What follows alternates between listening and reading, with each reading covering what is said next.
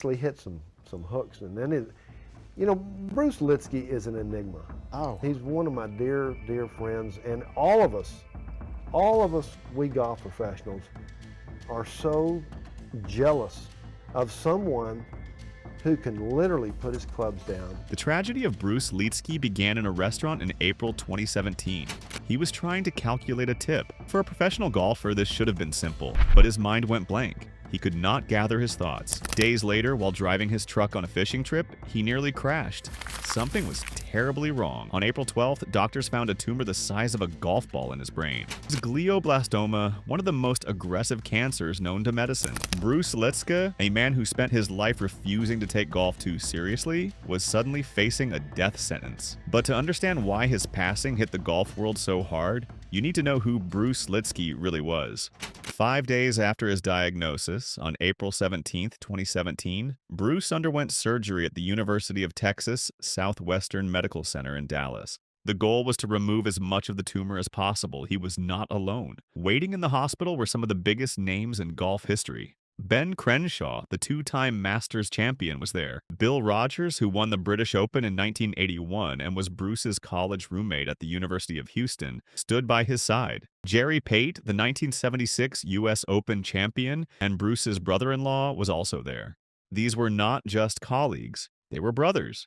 The surgery was successful in removing the visible tumor. Bruce came out with his spirit intact. He started radiation and chemotherapy immediately. For a while, things seemed hopeful. After the initial treatment, Bruce experienced what doctors call a honeymoon phase.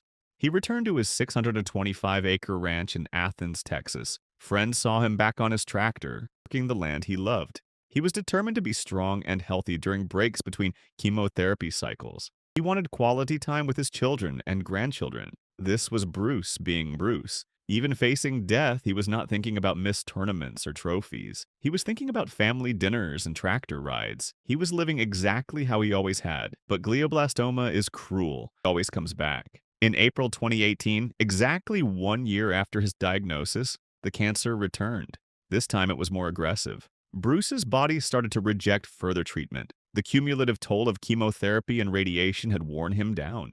By late July, he entered hospice care at his home. On the morning of July 28, 2018, surrounded by his family, Bruce Lietzke passed away. He was 67 years old. The golf world mourned the loss of a champion. But more than that, they mourned the loss of a man who showed them a different way to live. After his death, the Glioblastoma Foundation established the Bruce Lietzke Research Award for glioblastoma drug development. Every year, this grant funds research aimed at finding new therapies for the disease that took Bruce's life. His name would forever be associated not just with golf, but with the fight against one of medicine's most difficult challenges. It was a fitting tribute. Bruce had always used his platform to help others. Now, even in death, his legacy continued. If you are moved by Bruce's story and want to hear more about athletes who lived life on their own terms, make sure to subscribe and drop a comment below telling me which part of Bruce's approach to life resonates with you most. Was it his commitment to family, his refusal to practice, or something else entirely? I would love to know. To understand why Bruce Lietzke's death felt like such a profound loss, you have to understand how he lived. Bruce won 13 times on the PGA Tour and 7 times on the Champions Tour. He won the U.S. Senior Open in 2003. He was a member of the 1981 Ryder Cup team, widely considered the greatest collection of American talent ever assembled. But here's what made Bruce different. He barely practiced. In fact, he famously refused to practice at all. And there is proof. At the end of the 1984 PGA Tour season, Bruce told his caddy Al Hansen that he was putting his clubs away. He would not touch them until the start of 1985, likely the Bob Hope Desert Classic in January. Hansen did not believe him.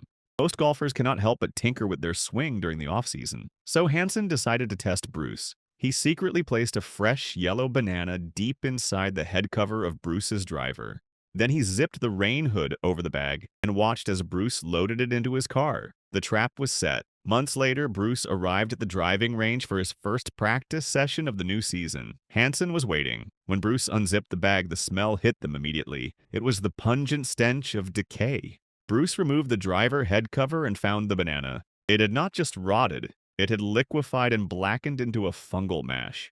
The enzymes had seeped into the porous persimmon wood of the driver and ruined the leather lining of the golf bag. Bruce had to throw away the entire bag and the club. But the point was made. He had not taken a single practice swing in months. The banana sat undisturbed. This was not a myth. It was documented fact. How could someone compete at the highest level without practicing? The answer lies in Bruce's swing. Early in his career, while playing on a mini tour in Florida, he tried to hit the ball low to fight the wind.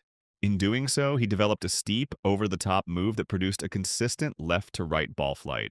This is called a fade. Most golfers try to shape the ball both ways. They hit draws that curve right to left and fades that curve left to right. Bruce realized he only needed one. By hitting a fade every time, he eliminated the left side of the golf course entirely. He aimed down the left rough and let the ball curve back to the center. This simplified everything. Bruce viewed his swing like a computer program. He believed that practice introduced bugs into the system rather than fixing it. His goal was not to get better. His goal was to keep it exactly the same.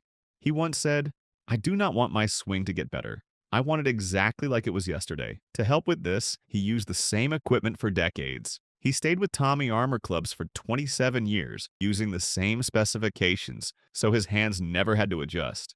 While his competitors were on the driving range frantically searching for their game before a round, Bruce was relaxed. He was talking about fishing or cars. He projected supreme confidence because he knew exactly where he left his swing. It was waiting for him, unchanged. This mental approach prevented the burnout that destroys so many athletes. But the no-practice philosophy was only part of Bruce's uniqueness. What really set him apart was his refusal to let golf control his life. Bruce was called the accidental tourist. He treated the PGA Tour like a necessary inconvenience to fund his real life. Most top professionals in the 1970s and 80s played 30 or more weeks a year to maximize earnings. Bruce rarely played more than 20 to 25 tournaments. Once his children, Stephen and Christine, reached school age, Bruce made a rule. He would not play golf while they were on summer vacation. This meant he removed himself from competition during June, July, and August, the heart of the golf season. His peers thought he was crazy, but Bruce did not care. In one notable instance, Bruce skipped the Houston Open to attend a church camp with his daughter. This was a tournament held in the city where he was a collegiate legend at the University of Houston. Sponsors were baffled, but anyone who knew Bruce understood. His daughter mattered more than any trophy. The most controversial example of this philosophy was his refusal to play in the British Open. The Open Championship is one of golf's 4 majors. It is held in July, right during Bruce's family vacation time. He viewed the transatlantic travel and time away from home as unacceptable costs. When journalists pressed him, Bruce doubled down. He said that even if he won the Masters and the US Open, the first 2 legs of the Grand Slam, he would still skip the British Open to go on vacation with his family. He only played in the Open 3 times in his entire career. His best finish was 6th place in 1981. Golf historians often wonder how many majors he might have won if he had just shown up. But Bruce never engaged in that kind of thinking. He knew what mattered. Despite his part-time schedule, Bruce's results were incredible. He won his first 2 PGA Tour titles in 1977, Tucson Open and the Hawaiian Open. 1981 was his masterpiece season. He won 3 tournaments that year, the Bob Hope Desert Classic, the Wiki's Andy Williams San Diego Open, and the Byron Nelson Golf Classic. He finished 4th on the money list, competing directly against prime Tom Watson and Jack Nicklaus. That same year, he qualified for the U.S. Ryder Cup team. This team is considered the greatest collection of American talent in the history of the event. It included Jack Nicklaus, Lee Trevino, Tom Watson, Johnny Miller, Raymond Floyd, and Ben Crenshaw. The fact that Bruce made this team on points, despite playing a limited schedule, proves how elite he truly was. The U.S. dominated Europe 18.5 to 9.5 at Walton Heath. Bruce never won a major championship on the regular tour, but he came close. In 1991, at the PGA Championship at Crooked Stick, Bruce finished 2nd. This is the tournament famous for John Daly's miracle win as the 9th alternate. But the man chasing Daly down the stretch was Bruce Lietzke. He played his steady, methodical fade against Daly's overpowering length. It was a study in contrasting styles.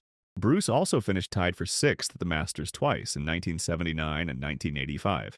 This is remarkable because Augusta National historically favors a draw, a right-to-left shot shape that helps players turn corners on the doglegs.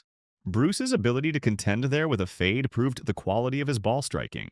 His major championship redemption came in 2003 at the U.S. Senior Open. The tournament was held at Inverness Club in Toledo, Ohio.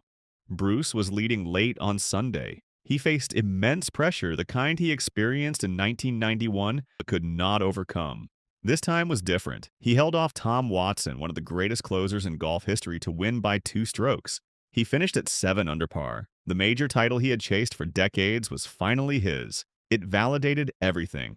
Bruce Lietzke was not just a great player, he was a champion. Off the course, Bruce's life centered around his ranch in Athens, Texas. Despite being a world-class golfer, he refused to build any golf facilities on his property. There was no putting green, no driving range, not one blade of grass cut for golf. The land was for his true passions. He loved working the tractor. He listed serious fishing as his hobby, emphasizing the word serious to distinguish it from casual recreation. He also collected muscle cars. His crown jewel was a 1967 Corvette with a 466 cubic inch engine. These mechanical hobbies provided a tactile, solitary outlet, separate from the public nature of professional sports.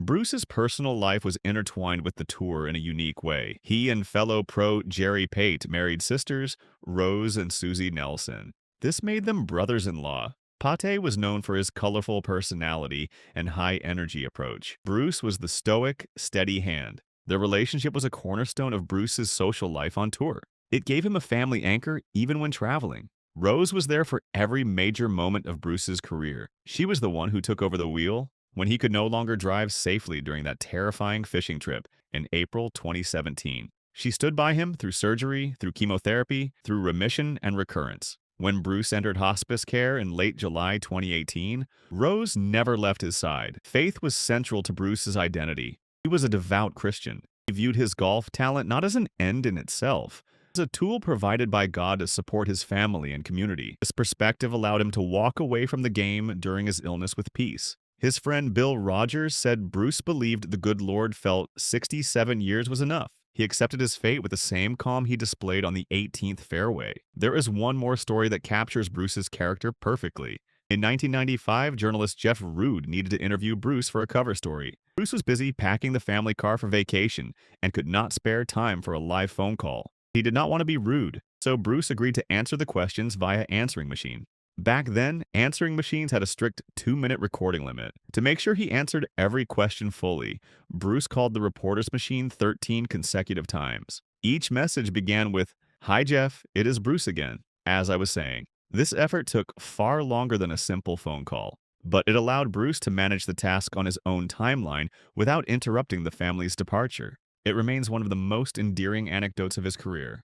The tragedy of Bruce Lietzke is real. Glioblastoma is a brutal disease. The way it stole his independence, first with confusion at a restaurant, then with near crashes while driving, and finally with the loss of his physical strength, is heartbreaking. Watching someone so coordinated and mentally sharp decline so rapidly is a cruel reminder of how fragile life can be. The fact that he only had 67 years when he had spent a lifetime earning a peaceful retirement on his ranch feels deeply unjust. But viewed through the lens of his entire life, Bruce's story is also one of triumph.